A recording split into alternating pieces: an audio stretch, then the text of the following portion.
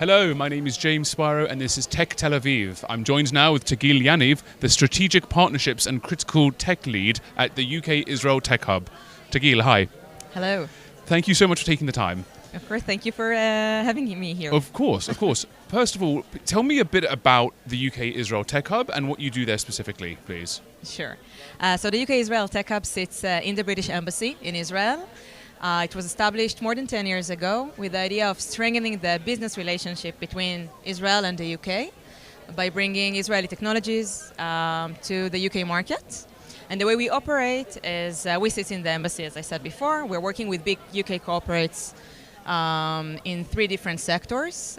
Clean growth, which is the British term for sustainable development, agri, food tech, energy tech, those kind of things, healthcare, and fintech and cyber.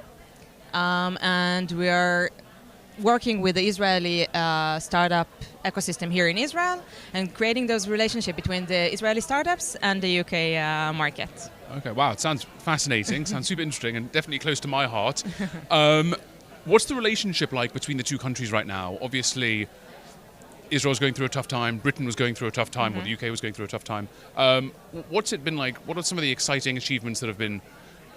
Talk me through some of the celebratory achievements that have been managed. Okay, sure. So it is a rough time in Israel and in the UK. Of course, these past days since October 7th are very difficult for all of us. But even before that, the last year was challenging. But the UK government really believes in this partnership between the two countries in the business arena. And some of the things that we're doing, for example, we're creating gateways between Israeli technologies with the UK market. One of them is in the healthcare, for example.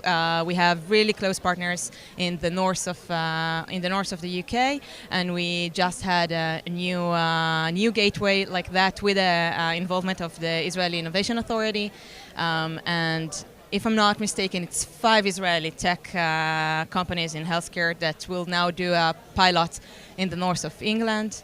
For example, right after the crisis in October 7th, we're supposed to have here during November a big retail company visiting here in Israel. Of course, it didn't happen, but we did it virtually, and we had 20 Israeli companies in the in the retail tech arena pitching to this corporate in the UK virtually, and they're continuing with some of them into a pilot program also. So that's, for example. Oh, that sounds great. That's certainly exciting and promising to hear that things are still continuing despite the challenges. The UK is having an election this year. It's first in 5 years, or it will be 5 years. What do you expect? Do you think it'll weather the storm? Do you think that'll impact anything about what's been happening? Obviously, it's been a bit turbulent anyway in the UK with leadership. How do you see Israel and UK going into 2024 together? So I don't think it will affect the relationship. Of course, maybe the specific connections and with the people we are working with, there will be some minor shifting, but in the big picture, the UK believes in this partnership. As I said before, we established more than 10 years ago, and we had a Labour government. Yeah, it's like 10 prime ministers. Exactly, Yeah. and we're still here, and we're still working, and those connections are still happening. So I believe that it doesn't matter who will be the prime minister and which government it will be. The Israeli and UK relationship in the business arena and in the tech arena will remain strong. Amazing. I love to hear it. Tagil, thank you so much for taking the time. I hope to see you in Tech Tel Aviv 2025, and we can see how all of these partnerships have flourished. Thank you, James. Thank you.